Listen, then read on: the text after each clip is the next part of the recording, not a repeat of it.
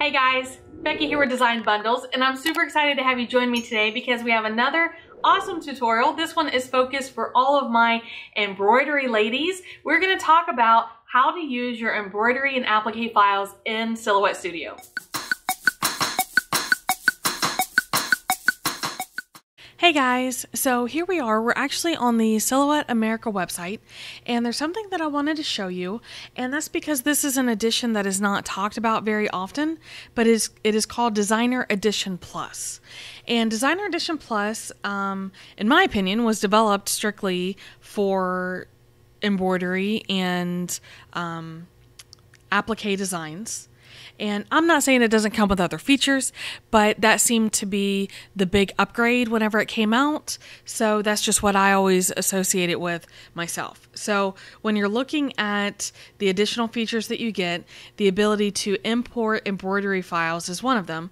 And then it also goes on to tell you that the extensions you're looking for are PES, DST, EXP, JEF, and XXX. Now, I'm going to go ahead and give you guys full disclosure that I am not an embroiderer. And I get asked this question a lot. People say, do you know how to work with embroidery files in Silhouette Studio? And I do. And it's very, very easy. And that's why I do.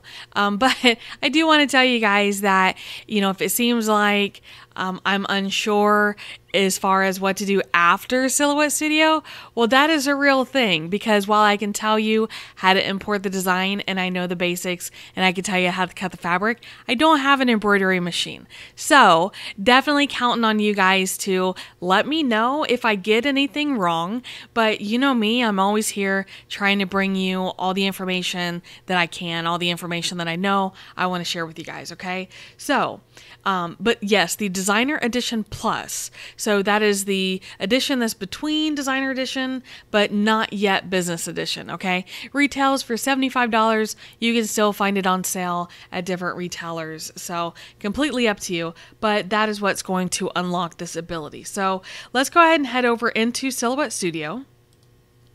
And all we have open is just a regular window. There's nothing special about it. I'm not going to have to do anything special, but what I am going to do is open a File Explorer window. Now, I have downloaded and unzipped a new embroidery file from Design Bundles, okay? Because naturally, I don't have any of these saved. But this is where you guys have the advantage, because if you're an embroiderer, probably you're kind of a file hoarder already. I think it just comes in our nature. Crafter equals hoarder. But that means that the embroidery designs that you already have, you can go ahead and use those. And if you're new to the embroidery game, that's okay, because you can still find really awesome embroidery files at Design Bundles, designbundles.net, okay?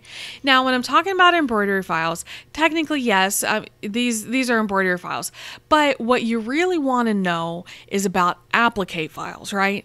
Because embroidery files, there's not really a whole lot that you can do with them in Silhouette Studio. What you want to be able to do is bring in your applique files so that you can cut your fabric and not have to cut in the hoop. I have personally witnessed that firsthand. While I have not done it, I have seen the whole in the hoop cutting, and guys, I'm telling you, it's for the birds. So what I have here is I'm going to use an 8x8 design, and I'm gonna kind of zone out for a minute. And the reason that I'm gonna do that is this takes a minute, okay? There are a lot of nodes in embroidery and applique files. So when you go to move one of your embroidery files into Silhouette Studio, you just have to move it and then leave it alone. Okay, because otherwise it's going to freeze up on you. It doesn't like it. Okay, so what I'm going to do is I'm just going to drag and drop it into the software, and then after it loads, I'll show you guys what it looks like. Okay, so right here I am using the XXX format, and I'm doing the 8x8. That way it's large enough. Okay, so I'm going to drag and drop. All right, so our file has caught up, or rather the software is caught up with our file. I did fast forward through that. In my computer, which isn't super fast, not really super slow, I call it like an in-between computer, it took probably about 45 seconds to a minute. And guys, you're going to have to be patient through the whole process. And I say that because until we get down to the meat of this design, then you're going to have your computer running slow. So instead of moving this, I am going to just zoom in, okay? Now, you can't see it yet, but if you zoom in, you'll start to see why. All right, this is not a solid color, guys. This is a line color. So that's why your software slows down, is because it is actually picking up the exact stitch of your design.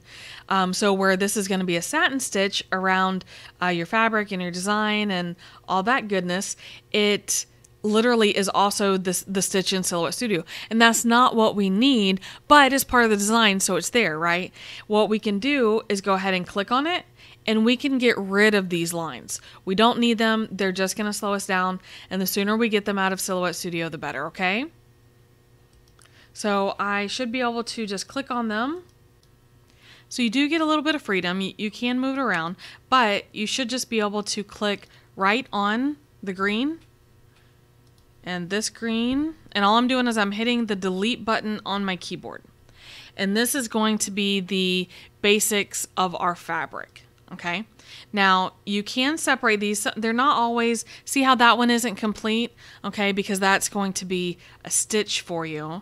And let's see, this one also. So you just want to break it down. Usually this very bottom layer is where you want to be. Okay, now remember, and I should have said this right off the bat, remember that you cannot size these designs. So Silhouette Studio will bring these in the correct size, but you cannot resize them, otherwise they will not fit for your applique, for your embroidery, okay? You guys are probably more familiar with that than I am, but it was definitely worth talking about.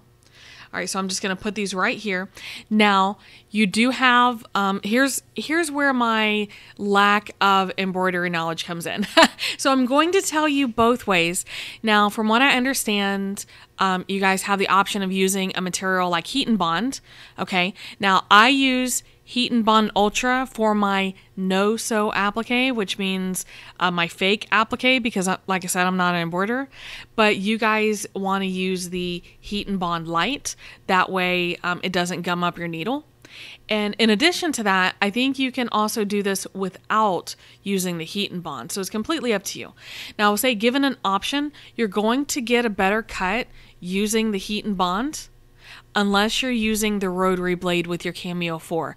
So if you're using an earlier model Cameo, or you're just not using the rotary blade and you need to use the regular ratchet blade or auto blade, you can still cut this fabric. All right, what you need to do is you need to get a stiffener.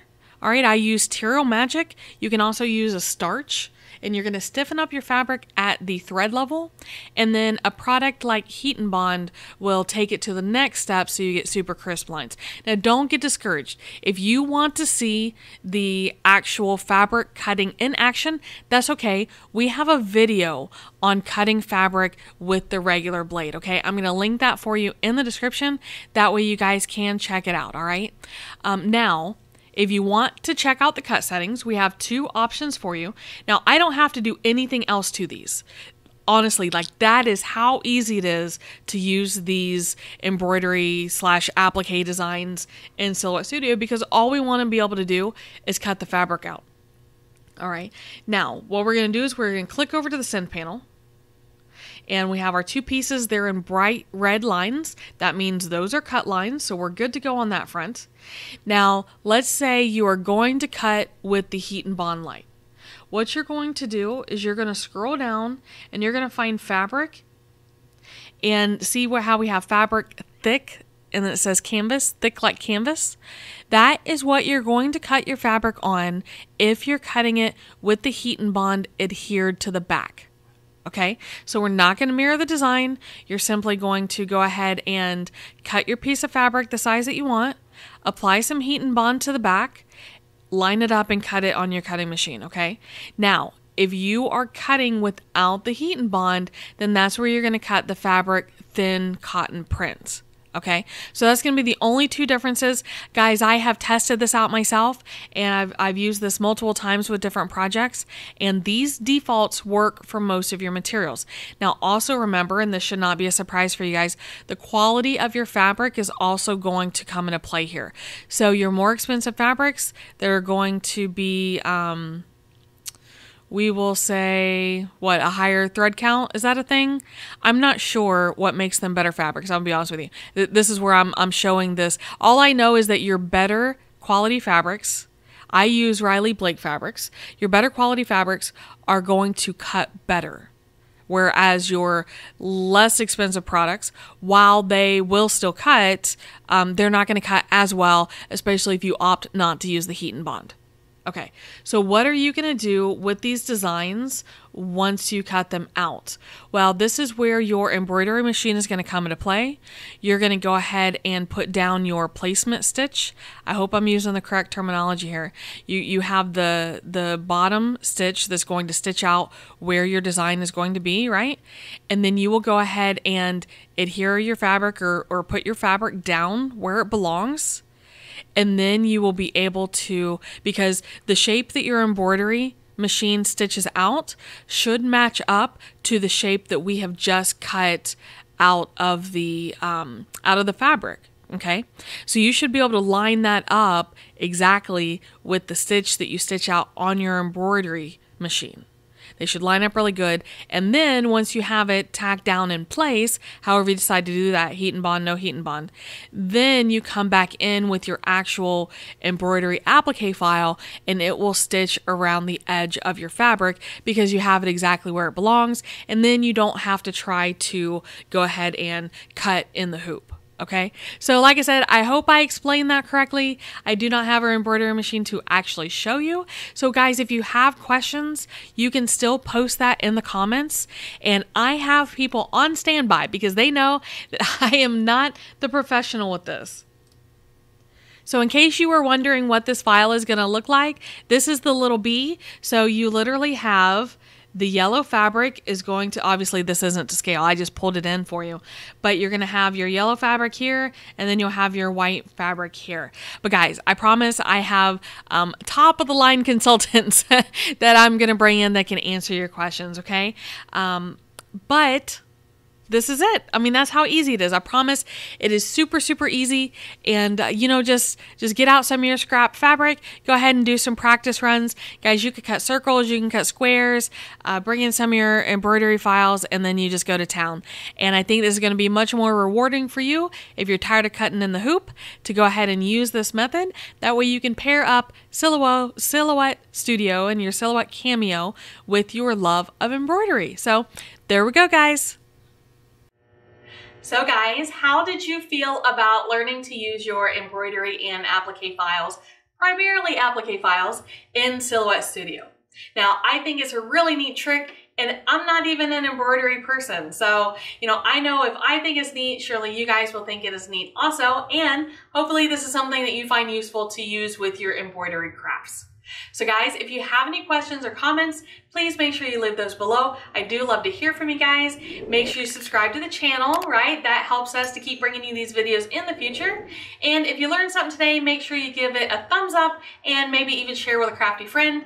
All the support that you guys show for the channel, I really, really appreciate it, and it really helps us out. So I'm going to wrap it up for today, guys. But again, I really appreciate you stopping by, and we'll see you again next time.